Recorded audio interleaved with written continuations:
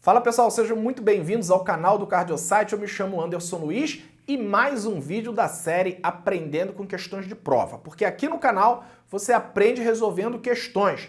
Nada melhor que revisar um determinado conteúdo fazendo questão de prova ou ainda resolvendo caso clínico, porque isso ajuda tanto na compreensão como também na fixação daquele determinado tema. E se você está se preparando para a prova de residência médica, nada melhor do que assistir às aulas aqui dessa série Aprendendo com Questões de Prova. No vídeo de hoje, a gente vai ver uma questão da prova de residência médica da USP 2020, tá? A gente vai discutir aqui a questão 23 da prova de áreas básicas e acesso direto. E o assunto é bradiarritmia, tá? Se você está se preparando para a prova de residência médica da USP, você tem que estudar eletrocardiografia e arritmia cardíaca. Eu trouxe aqui estatística dos últimos anos, ó. Da prova de clínica médica, a especialidade que mais caiu em prova foi cardiologia. E dentro da cardiologia, o que mais se cobrou foi TAC e bradiarritmias. Por isso que é importante você estudar eletrocardiografia e estudar também a arritmia cardíaca se você almeja uma vaga na residência médica da USP. A questão que a gente vai discutir, né, a questão 23, tem esse enunciado. Homem de 55 anos de idade, hipertenso e com antecedente de angina estável, em uso de amlodipina, AS, carvedilol e enalapril. Hoje queixa-se de fraqueza e tontura. Exame clínico, ele está bradicárdico sem outras alterações. Feito o eletrocardiograma a seguir. Então tá aí, ó, um caso clínico curtinho, né? Um homem relativamente jovem, né? 55 anos, é portador de hipertensão e doença arterial coronariana, tá? Ele tem angina estável, ele está em uso, né, de amlodipina, AS, carvedilol e enalapril, tá?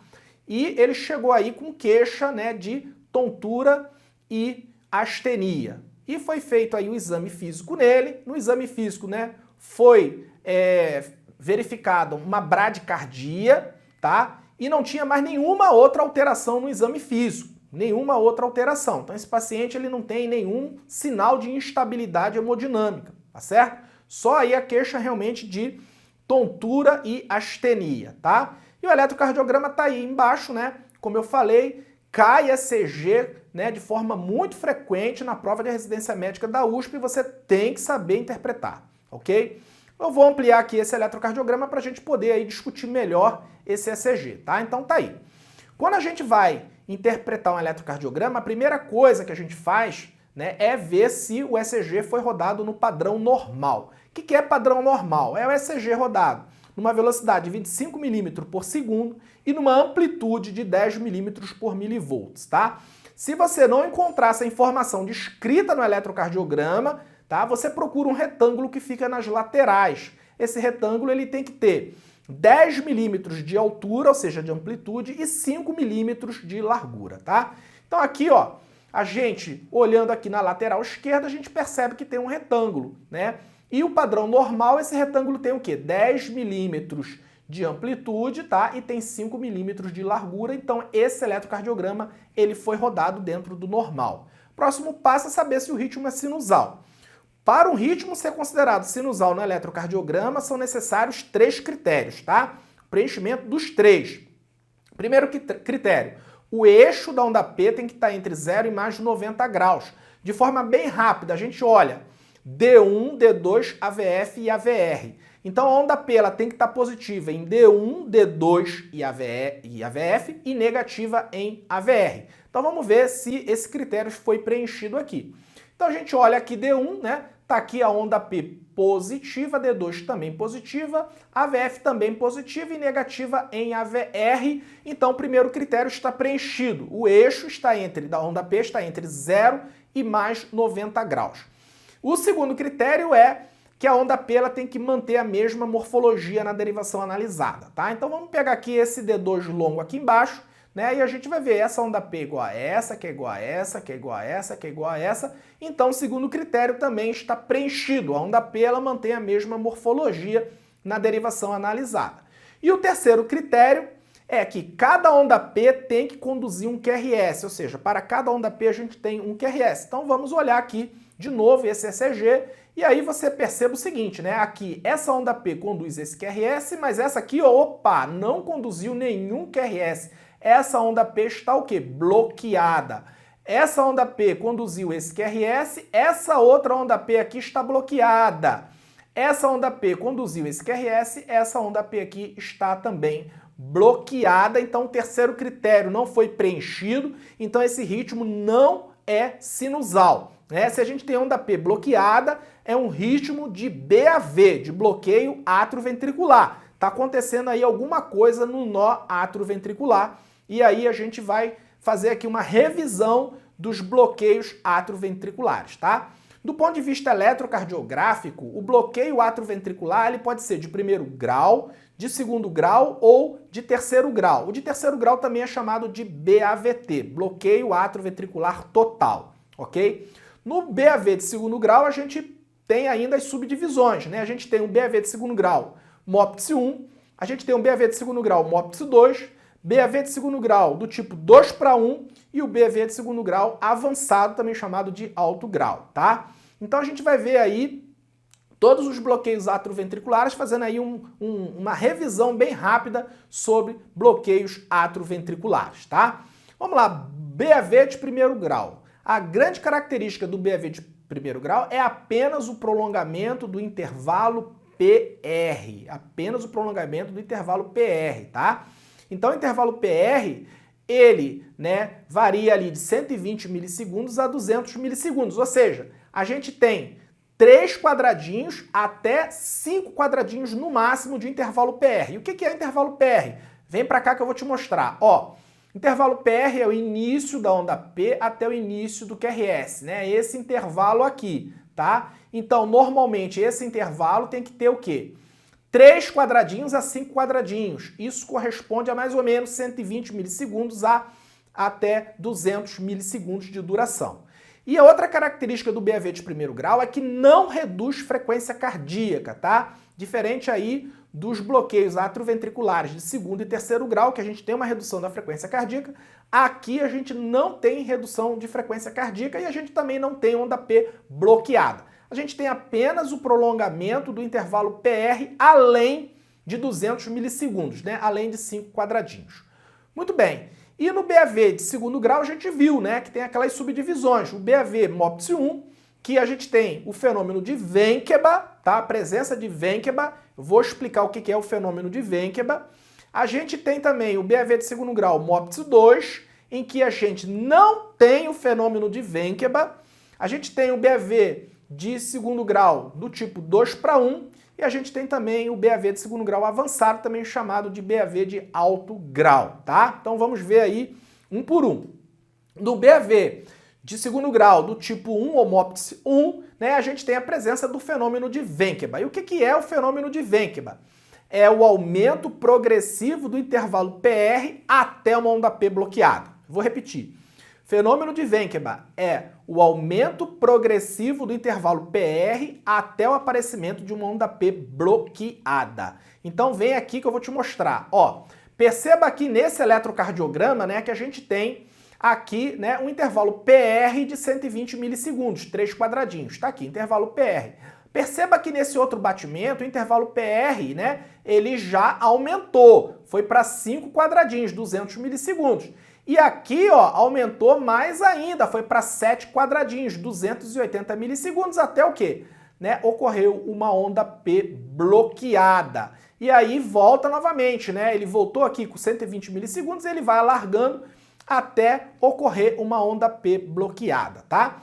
E a grande característica do BAV de segundo grau, MOPTIS 1, é que a gente vai ter o intervalo PP entre uma onda P e outra, né? Esse intervalo vai ser irregular.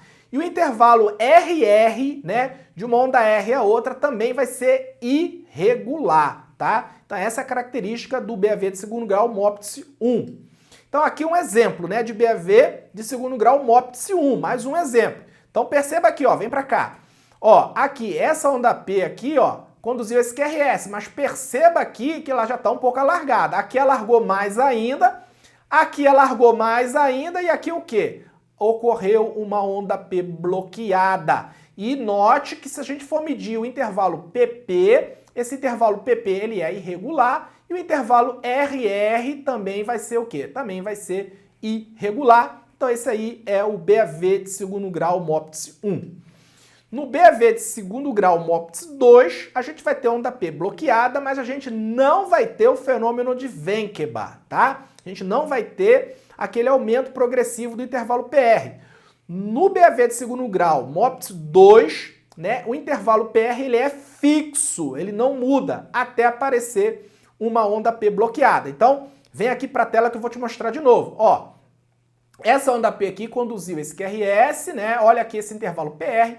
Essa onda P conduziu, olha aqui o intervalo PR não mudou. Essa onda P conduziu esse QRS, o intervalo PR não mudou. E aqui, ó, de repente uma onda P bloqueada, tá? Uma onda P bloqueada, né? Então a gente não tem aumento progressivo do intervalo PR no BAV de segundo grau MOPTES 2, tá? MOPTES 2. A gente não tem fenômeno de Wenckebach. O intervalo PR ele é fixo até de repente ocorrer o aparecimento de uma onda P bloqueada, tá? E também a gente tem, né, o BAV de segundo grau do tipo 2:1. O que seria isso? Então vem aqui para a tela novamente, ó.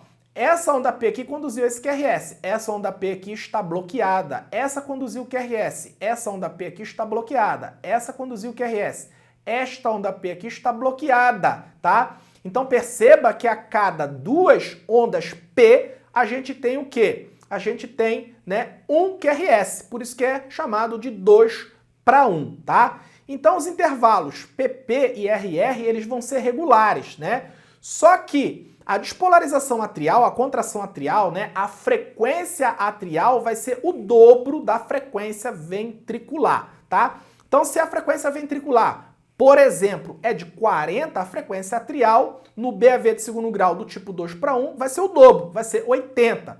Se a frequência ventricular for de 35, né, no BAV de segundo grau do tipo 2:1, a frequência atrial vai ser o dobro, né? Vai ser quanto? Vai ser 70, tá? Então o número de ondas P vai ser o dobro, né, do número de QRS, tá? Esse aí é o BAV de segundo grau do tipo 2:1. E o que seria o BAV avançado? O BAV avançado é quando a gente tem, né, duas ou mais ondas P bloqueadas em sequência, tá? Então são duas ou mais, podem ser duas ondas P bloqueadas em sequência, 3, 4 ondas P, não importa. Tem mais de duas, tem duas ou mais, a gente tem um BAV avançado, também chamado de BAV de alto grau. Então vem aqui para a tela novamente, né? Perceba que essa onda P conduziu esse QRS e de repente o que? Apareceram duas ondas P bloqueadas em sequência, né? E aí depois essa onda P conduziu esse QRS. Então nós estamos diante aí de um BAV avançado, também chamado de alto grau, tá? E por último nós temos o BAVT, né? O BAV de terceiro grau, onde a gente tem uma total dissociação, né, da contração atrial em relação à contração ventricular. Então o átrio está numa determinada frequência e o ventrículo está em outra completamente diferente da atrial. Há uma total dissociação, tá? Então o que acontece no BAVT? O estímulo que vem lá de cima, quando ele chega no átrio ventricular, ele é o quê? Ele é totalmente bloqueado, tá? Totalmente bloqueado. E aí você pode estar perguntando, tá? E aí quem vai comandar o ritmo cardíaco se o estímulo que vem lá de cima está bloqueado no nó AV? Aí quem vai comandar pode ser o feixe de His, tá? Ou pode ser uma área do miocárdio ventricular, tá? A gente chama isso aí de ritmo de escape. Então o ritmo de escape ele pode ser juncional, quando é o feixe de His, ou pode ser ventricular, quando é, né, o miocárdio ventricular que está comandando, ok? E aí tem uma grande característica, né? Então veja aqui, ó. Essa onda P até parece que está conduzindo esse QRS, mas de repente, ó, você vê que ela vem aqui bem colada. Aqui, né, ela está bem afastada e aqui ela está o quê? Ela está bem no segmento ST, tá? Então a gente percebe aí uma total dissociação da contração atrial em relação à contração ventricular. Então esse aí é o BAVT, né? Perceba que nesse eletrocardiograma aí, o QRS ele é estreito, né? Ele tem menos de 120 milissegundos. Isso mostra pra gente que o escape ele é o quê? Ele é juncional. Então, quando o escape é juncional, geralmente o QRS é estreito, tá? Aqui nesse outro exemplo, a gente tem já um ritmo de BAVT com QRS alargado, tá? Então, se o QRS é alargado, né, o ritmo de escape é ventricular. E quando o ritmo de escape é ventricular, a frequência ventricular ela é mais baixa, né? Quando a gente compara lá, né, com o BAVT, com o ritmo de escape, tá, juncional. Então, quando o ritmo de escape é juncional, a frequência tende a ser um pouco mais elevada. Quando o ritmo de escape ele é ventricular, a frequência tende a ser um pouco mais baixa, tá? Mas olha aqui a característica do eletrocardiograma. Essa onda P aqui pode até parecer que está conduzindo esse QRS, mas a gente vê que não tá. Por quê? Ó? Porque ela caiu aqui, agora ela caiu aqui, ó, bem no segmento ST, agora ela caiu aqui, depois aqui. Então perceba que não tem nenhuma relação a contração atrial com a contração ventricular. Então a gente está diante aí de um bloqueio atrioventricular total, também chamado de BAV de terceiro grau, tá? E voltando para a nossa questão, tá? Ele quer saber aí o que está acontecendo com o paciente, né? Então, o paciente que tem queixa, né, de astenia e tontura, chegou lá na sala de emergência, foi avaliado o exame físico dele, a única alteração foi uma bradicardia, não tinha mais nenhuma outra alteração, e aí ele deu aí esse eletrocardiograma, e a gente viu que tem onda P bloqueada. Então vamos ver aí, né, que bloqueio atrioventricular esse ECG está mostrando pra gente, tá? Então vamos aqui, ó. Perceba que a gente tem aqui, ó, uma onda P está bloqueada, essa onda P conduziu esse QRS. Uma onda P bloqueada, essa onda P conduziu esse QRS. Essa onda P está bloqueada, essa aqui conduziu um QRS, né? Então a gente viu lá que no BAV de segundo grau do tipo 2:1, a gente, para cada duas ondas P, a gente tem um QRS, né? Então é exatamente o que está acontecendo aqui. A gente tem um BAV de segundo grau do tipo 2:1, e aí vamos ver o que a questão ela quer, tá? Então a questão quer aí o diagnóstico, ou seja, quer saber qual é o diagnóstico eletrocardiográfico dessa bradiarritmia, tá? Então vamos ver aqui as alternativas. É um BAV total, letra A? Não. Por quê? BAV total a gente não tem nenhuma relação, não vê nenhuma relação da contração atrial com a contração ventricular. No caso do ECG desse paciente, né, a gente vê que a onda P, uma hora ela conduz o QRS, na outra hora ela está bloqueada. Numa hora ela conduz, numa hora está bloqueada. Então não é BAVT. Né? É uma bradicardia sinusal? Não, não pode ser, porque o ritmo não é sinusal, é um ritmo de BAV. A gente viu, né, quais são os 3 critérios para um ritmo ser sinusal. Se tem onda P bloqueada, o ritmo não pode ser sinusal. Letra C diz que é um BAV de segundo grau, né? Então a gente viu que é um BAV de segundo grau do tipo 2:1. Ele poderia até colocar BAV de segundo grau do tipo 2:1. Ele não quis nem complicar muito, né? Disse assim, é um BAV de segundo grau. Beleza, é um BAV de segundo grau, né? E na letra D, BAV de primeiro grau, não, BAV de primeiro grau a gente tem apenas o prolongamento do intervalo PR, a gente não tem onda P bloqueada, tá? Então o gabarito aí é letra C, BAV de segundo grau, tá certo? Muito bem. Se você achou aí muito confusa a interpretação do eletrocardiograma, então eu tenho aí uma solução, né? Nós lançamos o nosso curso de interpretação do eletrocardiograma, teoria e exercícios. É um curso 100% online, focado em exercícios e questões de prova, por isso que a gente, né, chama o nosso curso de teoria e exercícios, tá? Um curso aí que vai do 0 ao avançado, então serve para você iniciante que não sabe absolutamente nada de eletrocardiografia, serve também para você que já conhece alguma coisa e quer aprimorar seus conhecimentos, tá? Esse curso, né, ele dá acesso a um e-book, que é um livro digital, que é um livro de nossa autoria, Eletrocardiograma, Teoria e Exercícios, tá?